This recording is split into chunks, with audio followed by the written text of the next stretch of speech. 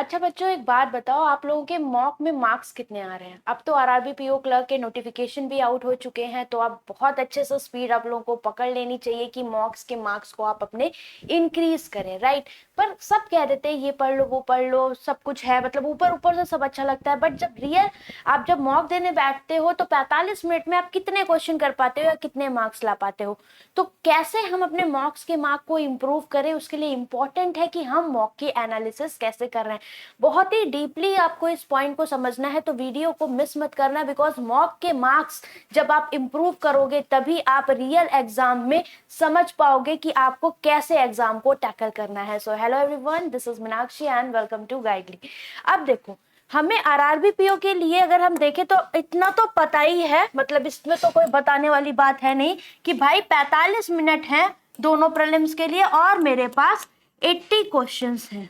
ये है हमारे पास इसका जो भी है, ठीक है। और जो हमारे पास एक टाइमिंग है ये भी कंपोजिट है।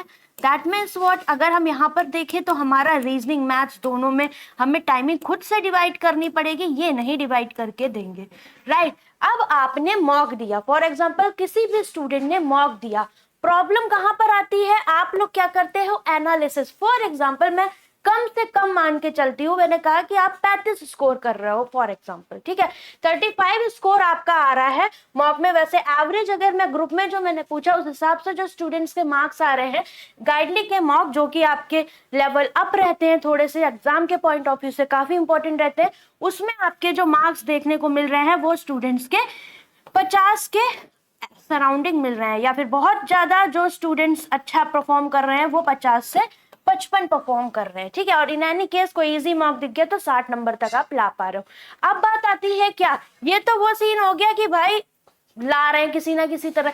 एक सीन ये है कि भाई बढ़ ही नहीं रहे 40-45 से ज्यादा नंबर, तो क्या करें, क्योंकि मेजोरिटी वहां पर है और टफ मॉक में ऐसा होता ही है।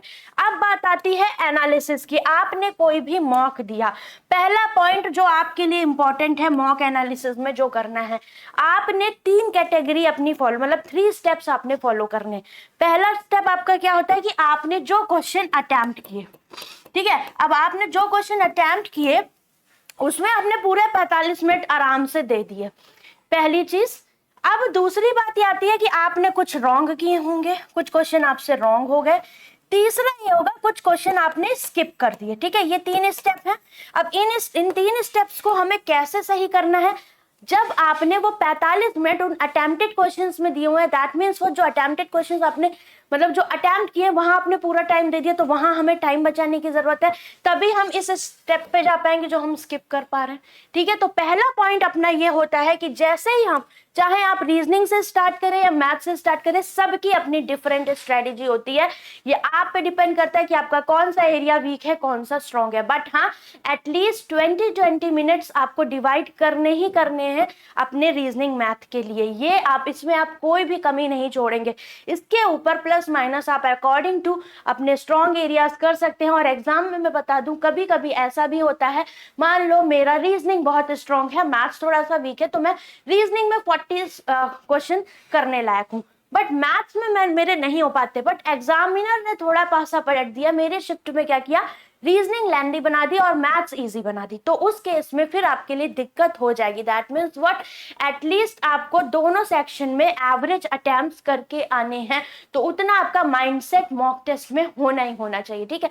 लाइक स्पीड मैथ्स का पोर्शन हो गया, डीआई हो गया आपका, इतनी चीजों पे कमांड अच्छी आपकी होनी चाहिए चाहिए।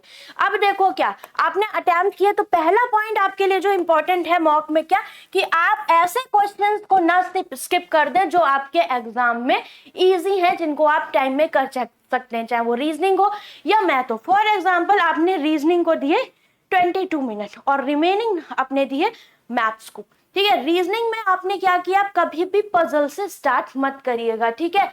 आपको लगता है कि हाँ पजल मेरे लिए, क्योंकि वो 1-2% स्टूडेंट्स के लिए वर्क करती हैं चीजें, राइट। प्रेशर होता है माइंड पे, आपकी रीडिंग स्किल, और 45 मिनट क्यों कैसे बीत जाते हैं कुछ पता नहीं लगता। तो पहला पॉइंट जो आपको ध्यान रखना है वो ये है कि आपको बहुत अच्छे से क्वेश्चंस को अटेम्प्ट करना है, जैसे इनइक्वालिटी हो गया आपका, सिलॉक्स हो गया, miscellaneous part, blood relation, Chinese coding decoding. Blood relation में भी बहुत अच्छे से प्रैक्टिस कर लेना, जो इन लॉस के कॉन्सेप्ट वाले क्वेश्चन होते हैं वहां पर कंफ्यूजन होने के चांस होते हैं। डायरेक्शन डिस्टेंस हो गया। फिर उसके बाद आप पजल में देखो कि आपको सिंगल वेरिएबल की क्या पजल दिख रही है, सीटिंग दिख रही है, पहले उसे बनाओ, ठीक है। आपको क्या करना है, पजल्स की प्रैक्टिस मैंने आपको पहले ही बोला था, बल्क में कर लो, 50 से 100 पजल्स इकट्ठी, एटलीस्ट हर एक टाइप की 10-10 पजल पहले से प्रैक्टिस करोगे, फैमिलियर लगेगी लैंग्वेज, दिक्कत नहीं आएगी। नहीं करोगे तो चीजों में उलझोगे। तो ये पहला पॉइंट हो गया कि आपको पहले कैसे जाना है, गो थ्रो करना है, और जो चीजें आपके लिए मतलब इजी पड़ रही हैं उनको आपको पहले करना है। अब एक एक नंबर के क्वेश्चन होते हैं जो कभी कभी टाइम खाने वाले होते हैं रीजनिंग में, तो उनको आपको बाद में करना है। ये नहीं कि आप 1 मिनट लगा दे रहे हो एक सिंगल 1 नंबर के क्वेश्चन में और उसकी जगह आप 3 मिनट में 5 क्वेश्चन कर ले रहे हो, तो आई थिंक वो ज्यादा बेटर आपके लिए पड़ेगा। सेम ये चीज तो रीजनिंग के लिए मैंने बताई। अब आपको क्या करना है, अब ये नहीं कि भाई रीजनिंग में मेरे से हो गए 28 क्वेश्चन, नहीं मुझे अभी रीजनिंग ही करते जाना और मेरा टाइम हो गया 25 मिनट। तो ये सबसे बड़ी गलती है कि आप अब रीजनिंग को कंटिन्यू कर रहे हो और मैथ्स को टाइम नहीं दे रहे हो, बिकॉज मैथ्स में भी स्पीड मैथ्स का पोर्शन या कुछ डुएबल पार्ट ऐसा होगा जो आपको कम टाइम में रीजनिंग से ज्यादा मार्क्स दिला के जाएगा, तो आपको वहां पर उस चीज को स्किप करके मैथ्स पे जाना है। अब दूसरा पॉइंट ये आता है कि आपने टाइमिंग को डिवाइड किया, आप मॉक पे आप गए जब आपने मैथ्स या क्वांट को अटेम्प्ट किया। इसमें आप जब जा रहे हो तो आप एक चीज आपको देखनी है, क्या अगेन ऐसा हो सकता है स्टार्टिंग में डीआई दे दे, मतलब वही है ना, शफल करके क्वेश्चंस दे देता है, तो आपको चूज क्या करना है। अगर आपको ऐसा लगता है कि 2 नंबर सीरीज पहले दे दी, 3 लास्ट में दे दी, तो जब इस तरह का स्टेटमेंट हो तो डीआई और स्पीड मैथ्स मिले तो कॉन्टिन्यूसली करते जाना, ठीक है, जो चीज को, कि फिर वहां पर आपको सेलेक्ट करने में टाइम लगेगा और फिर आप कंफ्यूज होकर टाइम वेस्ट करोगे। बट अगर ऐसे है कि सारे अप्रोक्सीमेशन एक साथ हैं, सारे आपके डीआई नहीं मतलब स्पीड मैथ्स के जो भी एक पर्टिकुलर टॉपिक है उसके 5 क्वेश्चन एक साथ है, इस तरीके से दिया हुआ है। मैथ्स में आप जाओगे तो अगर आपको पहले अप्रोक्सीमेशन दिखता है या सिंप्लीफिकेशन, आप इसको करें, फिर उसके बाद आप किस पर जाए, क्वाड्रेटिक इक्वेशन दिखती है आप इसको करें, यहां से आप 10 नंबर ले आएंगे। फिर उसके बाद आप नंबर सीरीज में भी देख लो 2 तरह की आती है, मिसिंग सीरीज और आपकी रॉन्ग नंबर सीरीज। तो इन दोनों चीजों में आपको क्या ध्यान रखना है कि सीरीज के लिए मैंने एक पूरी क्लास ली हुई है, प्लेलिस्ट में दूंगी, क्योंकि आपको इंपॉर्टेंट है कि कोई भी लॉजिक ना छूटे और उसको आराम से रिवाइज करिए, आपको सारे लॉजिक वहीं से मिलेंगे। बस ध्यान क्या रखना है, अटेम्प्ट करने का तरीका ऐसा होना चाहिए कि देखते ही दिमाग में समझ में आ जाए कि ये सीरीज मल्टीप्लिकेशन या डिवाइड में जा रही है या डिफरेंस में जा रही है या ये रिश्तेदार है आपके स्क्वायर रूट के। तो इस तरीके से आपको तुरंत लॉजिक को ब्रेक करना है, 0.5 का प्राइम का जो भी कॉन्सेप्ट आपका रहता है। अगर 30 सेकंड से ज्यादा लग रहा है ब्रेक करने में logic, then you can move to the next question, आपको जाना है। अब इसके बाद ये चीजें आपने करी, जैसे पजल में हमें सोचना है वैसे ही हमें डीआई में भी सोचना है। डीआई और अर्थमेटिक के बीच में अच्छी खासी जंग रहती है। डीआई अर्थमेटिक में आपके लिए इंपॉर्टेंट क्या बनता है कि आप जब भी डीआई अर्थमेटिक अटेम्प्ट कर रहे हो तो डीआई में देख लीजिए, ऐसा जरूरी नहीं है कि सारी डीआई करने लायक हो, कभी कभी ऐसा होता है कि हमने कोई डीआई कर ली फिर अर्थमेटिक के क्वेश्चन कर लिया, इसलिए ये मत सोच के जाओ सिर्फ डीआई से सिलेक्शन होगा। इक्का दुक्का स्टूडेंट है जो स्ट्रेटेजी वीडियो बना देते हैं, उनका हो सकता है हो गया हो, आप रिस्क ना ले, क्योंकि ऑलरेडी आप देखिए वैकेंसीज कितनी है और कॉम्पिटिशन कितना है, तो वही स्टूडेंट सेफ है जो अच्छे तरीके से तैयारी कर रहा होगा, तभी आप मार्क्स इंप्रूव कर पाओगे। सोचो पढ़ा भी नहीं है और मैं फिल्टर करके पढ़ाई करूं फिर उसमें से भी मार्क्स ले आऊं, तो फिर उतना आसान नहीं है सिलेक्शन, ठीक है, सीधी बात है, इस चीज को ध्यान रखिएगा। बाकी अर्थमेटिक जिसकी वीक है, यूट्यूब पे टॉपिक वाइज प्री 2 मेंस मैंने पढ़ाया हुआ है, प्लेलिस्ट दूंगी, आप आराम से वहां से करिए, ठीक है। अब ये हो गया आपका। अब बात आती है कि ये जो मैंने यहाँ 3 स्टेप लिखे थे ये बहुत इंपॉर्टेंट है, इसको देखिए। अब आपने इस तरीके से अटेम्प्ट किया, ये तो मैंने आपको अटेम्प्ट करने का तरीका बताया कि आपको किस तरीके से करना था। यहां पर बात आती है क्या, आपने मान लो अटेम्प्ट किए क्वेश्चन, ठीक है, अटेम्प्ट किए तो अटेम्प्ट करने में आपका टाइम चला गया, क्वेश्चन ही नहीं अटेम्प्ट हो पा रहे ज्यादा, तो पहले हमें इसी चीज पे फोकस करनी है, क्या, पहले और दूसरे पार्ट पे। जो स्किप किए हुए क्वेश्चंस हैं उनको बाद में देखना है, क्योंकि अब हम अगर हमने स्ट्रेटेजी समझ ली इस तरह की तो हम कोई भी आसान क्वेश्चन स्किप करने वाले नहीं है।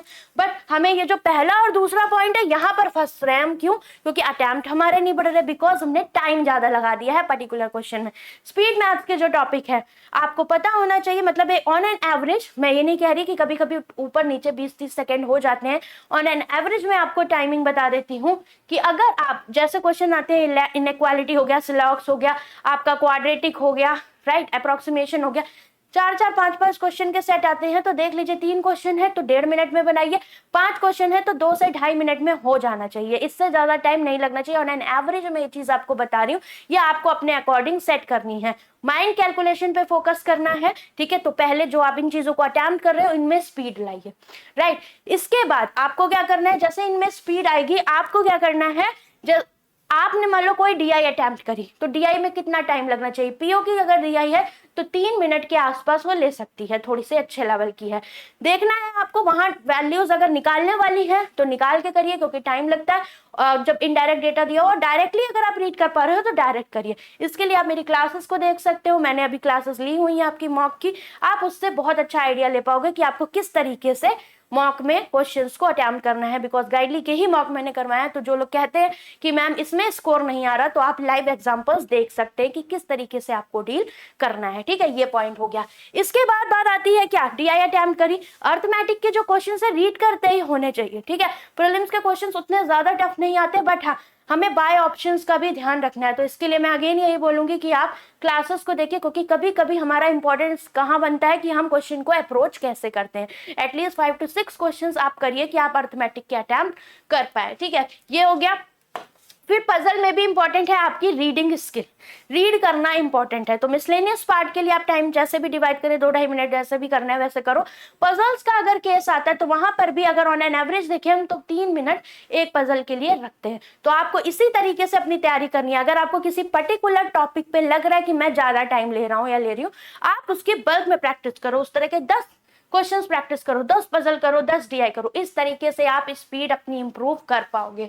फिर इन दोनों को ही आप साथ लेके चलोगे तो जो अटेम्प्ट है उनमें से ही आपको रॉन्ग पता लगेंगे, तो ये गलतियां भी कम होंगी, ठीक है।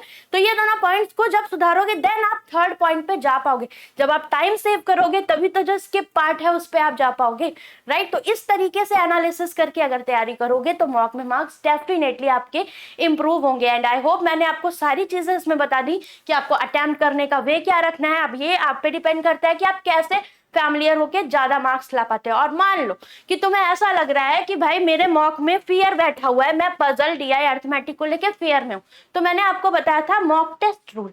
2 मॉक टेस्ट रूल था। एक मॉक जैसे आप अपने कंफर्ट जोन के अकॉर्डिंग देते हैं वैसे दीजिए, दूसरे मॉक में आप जो इजी क्वेश्चन है उनको अटेम्प्ट ही मत करो, फोकस करो data interpretation, puzzles, arithmetic, wrong number series, blood relation, इन पे आपको फोकस करना है। और इस तरीके से आप अपनी तैयारी को यहाँ पर कर सकते हो। तो इतनी चीजों को आप ध्यान रखिए। अगर ऐसे तैयारी करोगे डेफिनेटली मॉक में मार्क्स इंप्रूव होंगे। जून है अभी आपके पास, जुलाई है, टाइम है, बिल्कुल ऑप्टिमिस्टिक होकर पढ़ाई करो, कोई दिक्कत वाली बात नहीं है। अगर आप अच्छे से पढ़ोगे कितनी भी वैकेंसी हो आप करके आओगे, ठीक है। बाकी कोई दिक्कत हो कमेंट करके बताना, अपने मॉक के मार्क्स जरूर मुझे बताइएगा, ठीक है। एक एक पॉइंट जो बताया तो आप समझ गए। राइट वे क्या है, रॉन्ग वे वो आपका होता है। आप सोचते हो मेरे से क्वेश्चन ही नहीं बन रहे, आप उन टॉपिक्स को पढ़ना शुरू कर देते हो और उन पॉइंट पे ध्यान नहीं देते जहां आपको ज्यादा टाइम लगे, ठीक है। तो आई होप आप ये पॉइंट समझ गए होगे, ठीक है। इसके अलावा कोई डाउट हो कमेंट करके आप पूछ सकते हैं।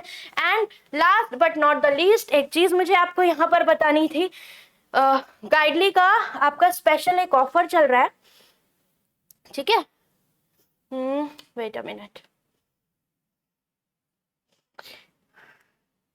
गाइडली के मार्क्स पे ऑफर चल रहा है, क्योंकि गाइडली के मार्क्स आप देख रहे हैं एग्जाम रेलेवेंट है, बहुत अफोर्डेबल गाइडली ने किया हुआ है। 150 रुपीज में आपको इन सारे एग्जाम्स के लिए प्री मेंस और सेक्शनल टेस्ट मिल रहे हैं। आरआरबी पीओ क्लर्क इंक्लूड है, आईबीपीएस के दोनों एग्जाम, एसबीआई के एसओ भी है, असिस्टेंट के जो आपके LIC assistant, RBI assistant, bank insurance, सारे एग्जाम आपके कवर होंगे। तो use code selection and 150 rupees में मिलेगा। आप मल्टीपल टाइम परचेज करके इसकी वैलिडिटी को भी इंक्रीज कर सकते हैं। एंड फॉर मैथ्स आपका इस साल के लिए पूरे जो भी प्रीलिम्स टू लेके मेंस, चाहे क्लर्क हो या पीओ हो, सारे exam topic wise arithmetic DI के लिए बैच है। इसका प्राइस रिड्यूस किया गया है 399 में। आपको 2 क्वांट के बैचेस मिल रहे हैं, रिसेंट बैच 5.0 एंड आपका ओल्ड बैच 4.0, 1 ईयर वैलिडिटी के साथ। तो अगर आपको चाहिए इसकी लिंक मैं कमेंट सेक्शन में दे दूंगी, आप इसे परचेज कर सकते हैं। तो चलिए bye bye, take care guys.